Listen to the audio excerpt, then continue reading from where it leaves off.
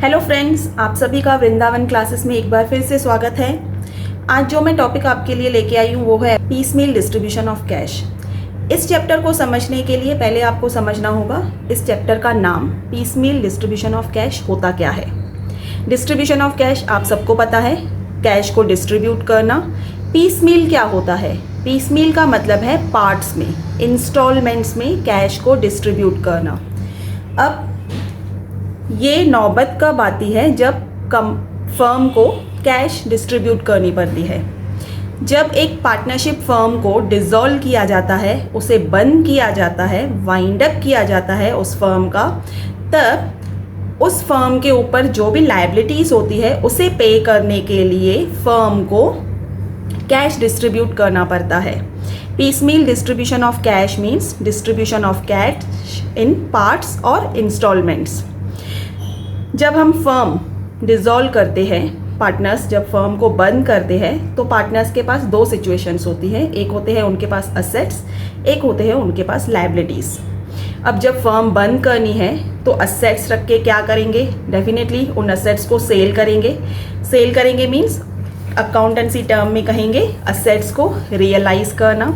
जब असेट्स को रियलाइज़ करेंगे तब उसमें से जो भी पैसा मिलेगा, फर्म के ऊपर जो भी लायबिलिटीज़ होगी उन सबको वो पे करेंगे, पार्टनर्स पे करेंगे।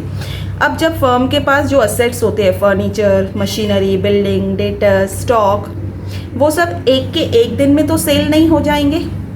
आज मैं डिसाइड कर रही हूँ कि मुझे अपनी फर्म को बंद करना है, डिसॉल्व करना है, और आज ही मैं मार्केट में जाके अनाउंस कर रही हूँ फर्म डिसॉल्व करनी है, मुझे मेरे पास जितने भी असेट्स है, फर्म के पास जितने भी असेट्स है हमें सेल करने हैं। तो क्या बायर्स आ जाएंगे? फर्नीचर आज का आज सेल हो जाएगा, मशीनरी सेल हो जाएगी, या जो डेटर्स के पास से फर्म को पैसा आना है, डेटर्स आके आज ही दे के जाएंगे?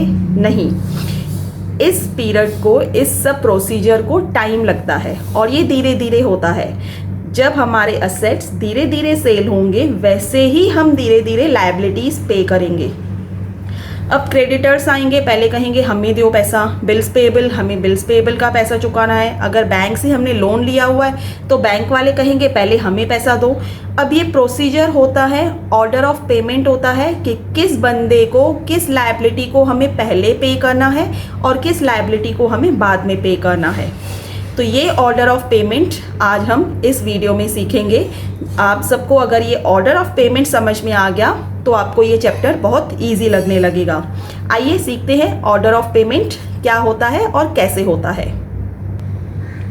फ्रेंड्स, ऑर्डर ऑफ पेमेंट सीखने के लिए मैं आपको एक सिंपल एग्जांपल देती हूँ। सपोज आपने एक बाइक परचेज़ की है और आपके ऊपर अभी लायबिलिटी है। आपने जो बाइक परचेज़ की है वो अपने पैसों से परचेज़ नहीं की है, आपने कुछ पैसा फ्रेंड्स से मांगा है, कुछ फैमिली से, कुछ आपने बैंक लोन लिया है। ऐसे करके आपने पैसा जमा करके बाइक तो परचेज़ कर ली। अब जब आपने बाइक परचेज़ कर ली है, आपको वो लायबिलिटी पे करनी है। तो जब आपको लायबिलिटी पे करनी है तो आपको प्रायोरिटी देखनी पड़ेगी कि पहले आपको किसे पैसे देने हैं। अब क्या होता है, जब आप बाइक परचेज़ करने जा रहे हैं तब उसके ऊपर आपके कुछ एक्सपेंसेस आएंगे, जैसे कि एजेंट को आपको पैसे देने होंगे या फिर रजिस्ट्रेशन चार्जेस होगी। उसके बाद आपने सपोज़ पैसे बोरो की है अपने फ्रेंड से, बेस्ट फ्रेंड से। उसके बाद आपने कुछ पैसे बैंक से लोन लिए हैं, आपने कुछ पैसे अपनी फैमिली से बोरो किए हैं, कुछ पैसे आपके पास सेविंग्स में भी है। अब डिपेंड्स करता है कितना अमाउंट आपके पास है। अब आपको वो लायबिलिटी पे करनी है, कैसे करेंगे? क्या पहले फ्रेंड्स को पैसे देंगे, फैमिली को पैसे देंगे, या जो अपनी पॉकेट मनी से सेविंग्स रखी थी उसमें आप वापस डाल देंगे जब आपके पास पैसे आ जाएंगे, असेट सेल करेंगे तो? अब आपको ये लायबिलिटी कैसे पे करनी है, किसको पहले पैसे देने हैं? फर्स्ट हम जो पैसे पे करेंगे वो करेंगे रियलाइजेशन एक्सपेंसेस। जब हम बाइक को परचेज़ करते हैं तो उसके ऊपर जो भी एक्सपेंसेस लगते हैं, जैसे एजेंट को पैसे देने हुए या एक्सेट्रा, तो जब हम वो एक्सपेंसेस खर्च करेंगे, पैसे वहाँ पे करेंगे, तब जाके हमें बाइक हाथ में मिलेगी। मतलब ये तो बहुत प्रायोरिटी है, इसे तो देना ही देना है। उसके बाद आगे चल के 15 दिन में, 1 महीने में आप अपने फ्रेंड्स को पैसे रीपे करेंगे या बैंक को देंगे। डेफिनेटली बैंक को पहले पैसे देंगे, बैंक का लोन चुकाएंगे। क्यों? क्योंकि बैंक एक सिक्योर्ड लायबिलिटी है। क्या, कैसे सिक्योर्ड लायबिलिटी है? जब हमने बैंक से कुछ पैसे बोरो किए हैं तो हमने डेफिनेटली कुछ ना कुछ गिरवी रखा है, मॉर्गेज रखा है। अगर हम बैंक को लोन पे नहीं करते हैं तो जो भी प्रॉपर्टी हमने मॉर्गेज में रखी हुई है वो हमारी चली जाएगी। मतलब बैंक को लोन पे करना प्रायोरिटी हो गई। अब आता है फ्रेंड्स फैमिली सेविंग्स। पहले आप फैमिली को पैसे रीपे करेंगे या फ्रेंड्स को करेंगे? फ्रेंड्स आउटसाइडर्स है, फैमिली घर का मैटर है। हम पहले फ्रेंड्स को लोन रीपे करेंगे। क्यों? क्योंकि अगर हमने फ्रेंड्स को रीपे नहीं किया तो बाहर जाके दूसरे फ्रेंड्स को बताएंगे, दूसरे लोगों को बताएंगे, इंसल्टिंग फील करवाएंगे कि हमने बोरो किया है। तो हम पहले फ्रेंड्स को पैसे रीपे कर देंगे। उसके बाद फैमिली को, फैमिली मम्मी पापा घर के ही लोग हैं, हाँ ठीक है, उनको लास्ट में। उसके बाद हम देंगे अपनी जो सेविंग्स निकाली है उसमें वापस वो सेविंग्स रखेंगे।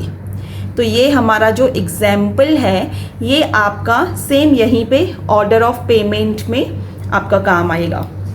फर्स्ट हम रियलाइजेशन एक्सपेंसेस को, लायबिलिटी को पे करेंगे। अगर हमें एक्चुअल अमाउंट पता है तो वो एक्चुअल अमाउंट पे कर देंगे। अगर हमें नहीं पता है तो हम अपने अंदाज से एस्टिमेटेड अमाउंट को साइड करके रखेंगे और वो रियलाइजेशन एक्सपेंसेस पे करेंगे।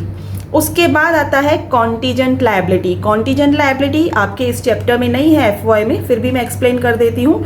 जैसे कि गवर्नमेंट ड्यूज हुई, इनकम टैक्स हुआ, सेल्स टैक्स हुआ, वो हमें पहले पे करना होता है लायबिलिटी को। कॉन्टीजेंट लायबिलिटी वो होती है जो फ्यूचर में आगे चल के कभी भी रेज हो सकती है। जैसे कि एम्प्लॉयज़ ड्यूज हुए, एम्प्लॉयज़ को सैलरी देना भूल गए हैं या वेजेस देने बाकी है, तो वो हमें पहले इस लायबिलिटी को पे करना है। क्योंकि ये कॉन्टीजेंट लायबिलिटी आपके एफवाई के चैप्टर में नहीं आता है, देन टू मैंने एक्सप्लेन कर दिया है। उसके बाद आता है आपका सिक्योर्ड लोन।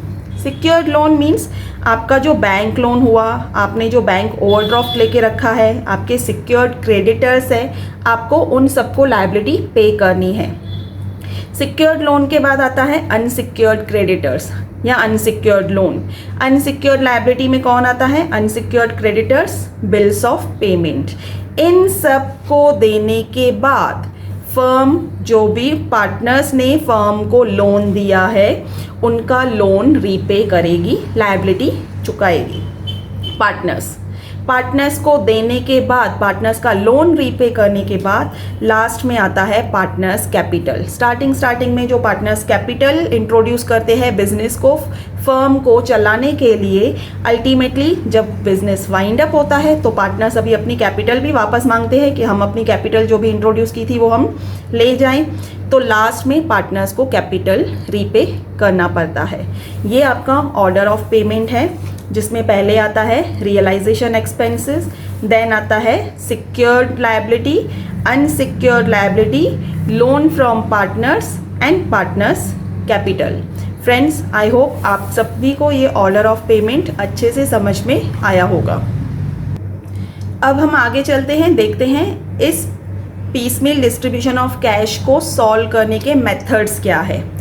इसके दो मेथड्स हैं, एक है सरप्लस कैपिटल मेथड एंड दूसरा है मैक्सिमम लॉस मेथड। एफवाई में मैक्सिमम लॉस मेथड आप में नहीं है, आपको सिर्फ एक ही मेथड करना है, सरप्लस कैपिटल मेथड। इस सरप्लस कैपिटल मेथड्स के अदर नेम है जो आपको एग्जाम्स में आते हैं, मोस्टली आपको एग्जाम में आता है excess capital method, find out कीजिए। इसे अदर नेम कहेंगे proportionate capital method, highest relative capital method and constant method. आपको ये कोई भी नाम एग्जाम में आ सकता है, आपको कंफ्यूज नहीं होना है। इन सभी नाम का मतलब है सरप्लस कैपिटल मेथड। ये सरप्लस कैपिटल मेथड सीखने के लिए आपको एक टेबल फॉर्मूला याद करनी होगी जो बहुत इजी है। उसे कैसे करेंगे आइए सीखते हैं। Calculation of excess capital. Excess capital क्या है? इस पर जब भी फर्म में पार्टनर्स अपनी कैपिटल इंट्रोड्यूस करते हैं, तीन पार्टनर्स सपोज है, तीनों ने अपनी अपनी कैपिटल अपने हिसाब से इंट्रोड्यूस की फर्म में। अब रिजोल्यूशन के टाइम पे हमें ये पता लगाना होता है कि कौन से पार्टनर की कैपिटल ज़्यादा है। जिस पार्टनर की कैपिटल ज़्यादा होगी उसे पहले पे किया जाएगा। ये प्रोफॉर्मा में आपको 11 पॉइंट्स दिए गए हैं। जैसे ही आपको प्रॉब्लम हाथ में आता है, प्रॉब्लम मिलता है, आपको ये प्रोफॉर्मा एज इट इज़ पहले से ही रेडी करके रखना है, सिर्फ यहाँ पे पार्टनर्स के अमाउंट नहीं लिखने हैं। पर्टिकुलर्स का कॉलम ऐसे ही 11 पॉइंट्स आपको लिखने हैं। कैसे लिखने हैं मैं आपको बता रही हूँ।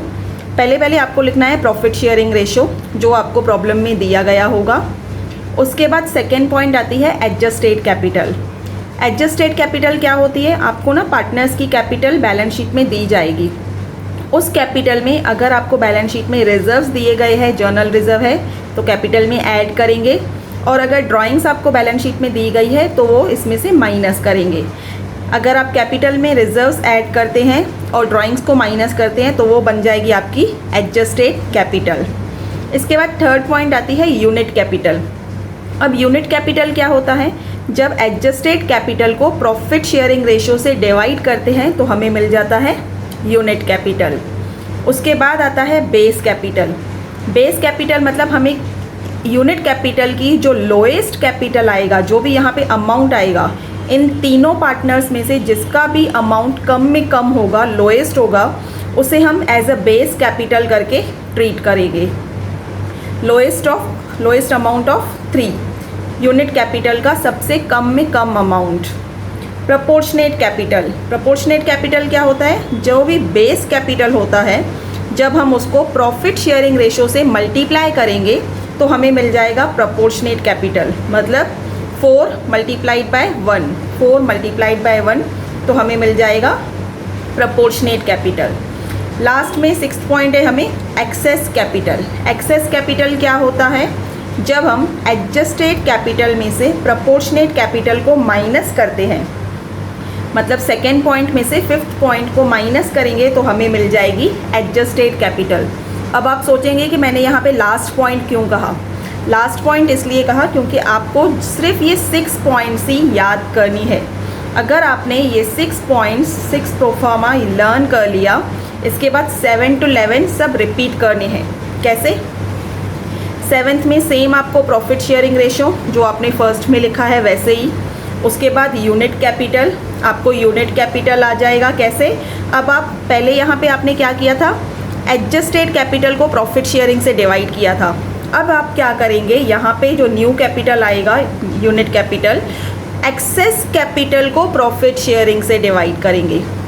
यहाँ पे एडजस्टेड कैपिटल को डिवाइड किया था, अब जो हमें न्यू एक्सेस कैपिटल मिला है उसको प्रॉफिट शेयरिंग रेशो से डिवाइड करेंगे तो हमें मिल जाएगा न्यू यूनिट कैपिटल। कैसे? 6 डिवाइडेड बाय 7, 6 मतलब एक्सेस कैपिटल, उसको जब हम प्रॉफिट शेयरिंग से डिवाइड करेंगे। अब base capital. Base capital same क्या होगा?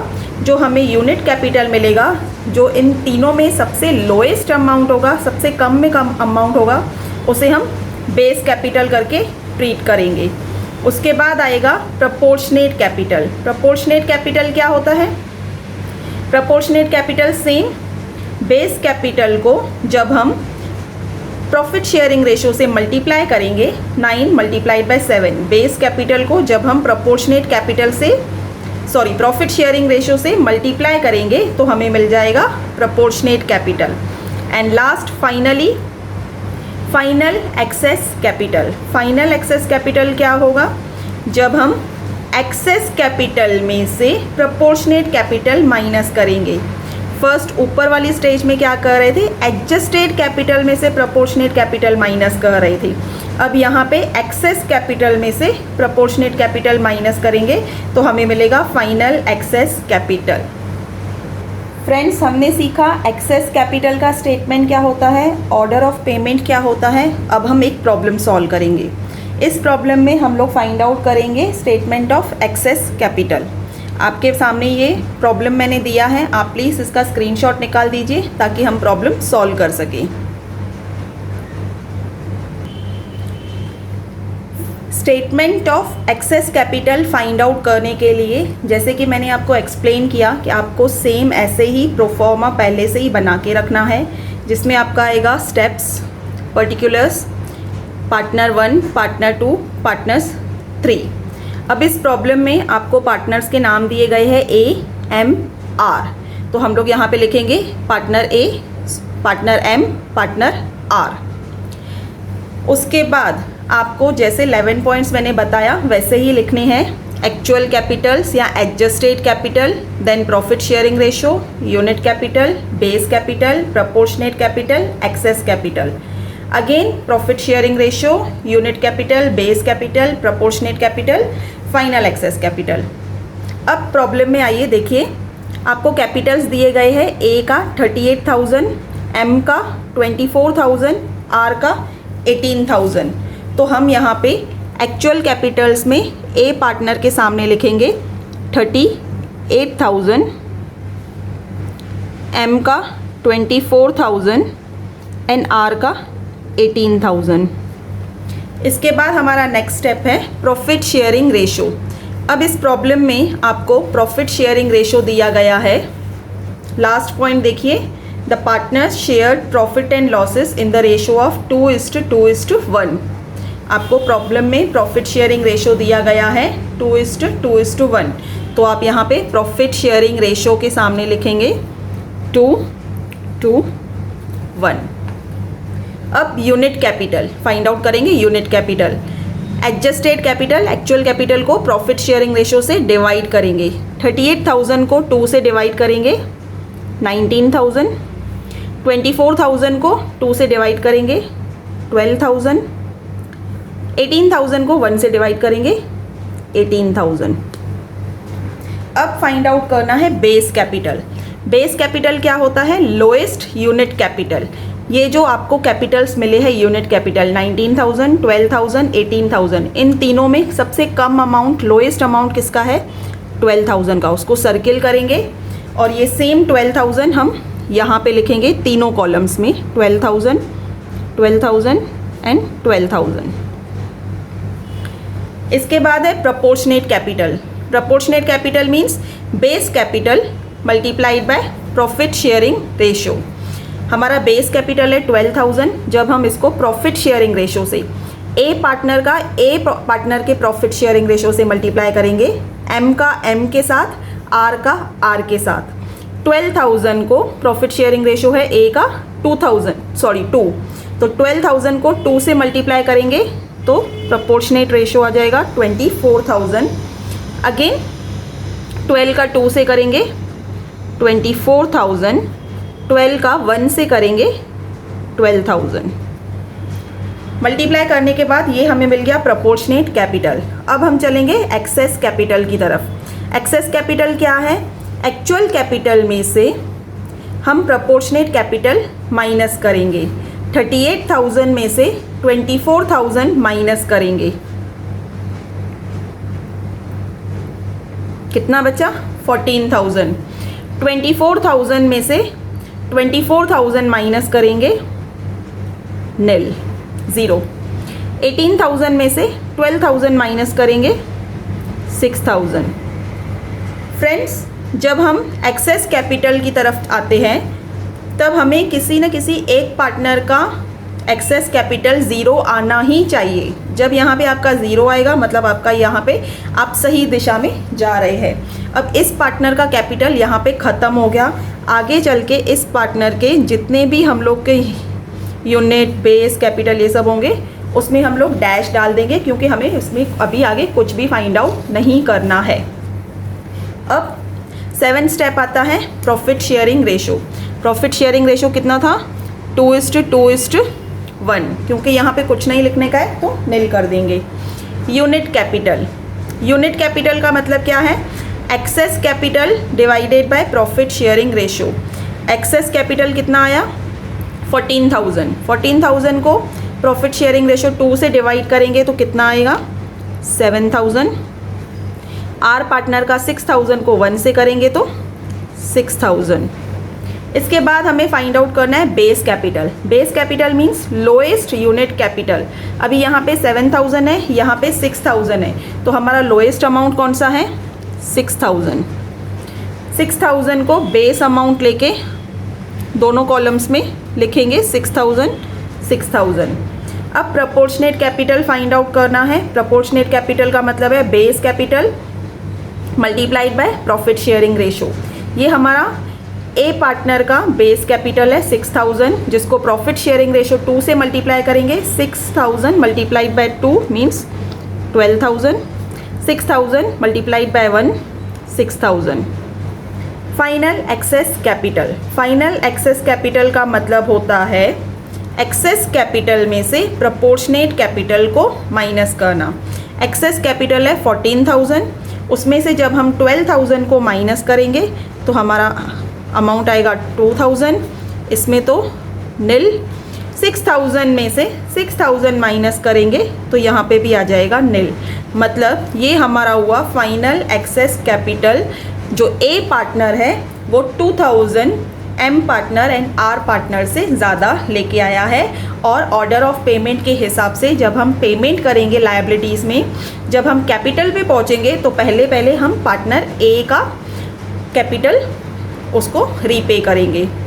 फ्रेंड्स, ये तो हुआ आपका एक्सेस कैपिटल। इसके बाद हम सीखेंगे ऑर्डर ऑफ पेमेंट कैसे करना है और statement of distribution of cash. Friends, इसी में अब हम सीखेंगे order of payment. Order of payment जैसे कि मैंने आपको थियोरी में सिखाया, पहले रियलाइजेशन एक्सपेंसेस हमें लिखने हैं, then contingent liability, then secured loan, unsecured loan, partners loan. कैसे कैसे लिखना है वो आप प्रॉब्लम में देख के मैं बताती जाऊंगी। यहाँ पे देखिए आपको दिया गया है the assets were realised in the instalments and payments were made on the proportionate capital basis. Creditors का दिया गया है। थर्ड पॉइंट है realisation expenses were estimated to be ₹2,700 but actual amount spent on this account was ₹2,000। अब यहाँ पे estimated amount कितना है 2,700, एक्चुअल 2,000 हमें बाद में काम आएगा जब हम statement of distribution of cash करेंगे। अब हमें यहाँ पे ऑर्डर ऑफ पेमेंट में लिखना है रियलाइजेशन एक्सपेंसेस 2,700 रुपीज़। उसके बाद है कॉन्टीजेंट लायबिलिटी। इस प्रॉब्लम में कॉन्टीजेंट लायबिलिटी जैसे कि गवर्नमेंट टैक्स, इनकम टैक्स हुआ, म्यूनसिपल टैक्स हुआ, सेल्स टैक्स हुआ, यहाँ पे प्रॉब्लम में आपके बैलेंस शीट में कहीं पे भी कॉन्टीजेंट लायबिलिटी नहीं दी गई है तो यहाँ पे हम लोग लिखेंगे नील। देन है सिक्योर्ड लोन। आप बैलेंस शीट में देखेंगे आपको कैपिटल्स दिया गया है, पार्टनर का लोन दिया गया है, सन्ड्री क्रेडिटर्स दिए गए हैं, कहीं पे भी सिक्योर्ड लोन नहीं दिया गया है तो ऑर्डर ऑफ पेमेंट में लिखेंगे nil. Unsecured loan, unsecured loan, unsecured liability जो आपको दी गई है सन्ड्री क्रेडिटर्स कितना है 15,000 तो आप अनसिक्योर्ड लोन में यहाँ पे लिखेंगे सन्ड्री क्रेडिटर्स, उसका अमाउंट है 15,000। उसके बाद है पार्टनर्स लोन। पार्टनर्स लोन मतलब यहाँ पे पार्टनर का नाम है एम का लोन दिया गया है जो है 5,000 रुपीज़। इसके बाद है पार्टनर्स कैपिटल। फ्रेंड्स, ये जो पॉइंट है पार्टनर्स कैपिटल, पार्टनर्स को कितना देना है एंड कैसे देना है, ये अभी आपको इस वर्किंग नोट में अगर समझ में आ गया तो आपका प्रॉब्लम बिल्कुल सही जाएगा। पार्टनर्स कैपिटल के लिए हमने जो फर्स्ट बनाया था स्टेटमेंट ऑफ एक्सेस कैपिटल वो काम में आएगा। अब आप आ जाइए स्टेटमेंट ऑफ एक्सेस कैपिटल में। ये हमारा स्टेटमेंट ऑफ एक्सेस कैपिटल है जिसमें नीचे से हम ऊपर की तरफ स्टार्ट करेंगे, लास्ट से। यहाँ पे एक्सेस कैपिटल दिया गया है 2,000 ए पार्टनर में। जो 2,000 ए पार्टनर में एक्सेस कैपिटल है वो हम पहले इस पार्टनर को, ए पार्टनर को पे करेंगे। एक्सेस कैपिटल ऑफ पार्टनर ए 2,000। अब ए को 2,000 रुपीज़ मिल गए। अब जो फाइनल एक्सेस कैपिटल के ऊपर आता है एक्सेस कैपिटल जिसमें है 14,000 ए पार्टनर का, एम पार्टनर को नील, आर पार्टनर को 6,000। अब ये कैसे डिस्ट्रीब्यूट करेंगे, इसको तो पहले जितना भी फाइनल एक्सेस कैपिटल 2,000 था वो हमने दे दिया एक्सेस कैपिटल ऑफ पार्टनर ए 2,000। अब जो एक्सेस कैपिटल है जो पार्टनर ए का 14,000 है एंड आर का 6,000 है, ये कैसे पे करेंगे। आपको लिखना है ए पार्टनर के यहाँ पे 14,000 एंड आर पार्टनर के यहाँ पे 6,000। एम पार्टनर का नील है तो वहाँ पे कुछ भी नहीं लिखेंगे। अब इन दोनों पार्टनर्स को जब भी हम लायबिलिटी एक्सेस कैपिटल पे करेंगे तो वो रेशो होगा 2:1। अब इन 14,000 एंड 6,000 को कैसे पे करेंगे। फ्रेंड्स, इन 14,000 में से ए पार्टनर को ऑलरेडी हम 2,000 दे चुके हैं, इसलिए ये 2,000 रुपीज़ हम माइनस करेंगे और यहाँ पे कुछ भी नहीं दिया है आर पार्टनर को, तो आ जाएगा नील। 14,000 में से 2,000 गया, बाकी बचा 12,000 एंड यहाँ पे आएगा 6,000। फ्रेंड्स, आप देखेंगे ए पार्टनर को हमें 12,000 देना है, आर पार्टनर को 6,000 देना है। 12,000 एंड 6,000 18,000। अब वो 18,000 हम कैसे देंगे? 2:1 रेशो में देंगे, प्रॉफिट शेयरिंग रेशो में। इसके बाद फाइनल लास्ट पॉइंट आती है बैलेंस अमाउंट। जो भी अभी भी जो हम असेट्स रियलाइज करेंगे उसका जो अमाउंट बच जाएगा वो partner A, M and R तीनों पार्टनर्स में प्रॉफिट शेयरिंग रेशो में डिस्ट्रीब्यूट होगा। नेक्स्ट वीडियो में पीसमील डिस्ट्रीब्यूशन ऑफ कैश के 2 प्रॉब्लम्स हम सॉल्व करेंगे। इसमें जितने भी आपके डाउट्स होंगे सब क्लियर हो जाएंगे।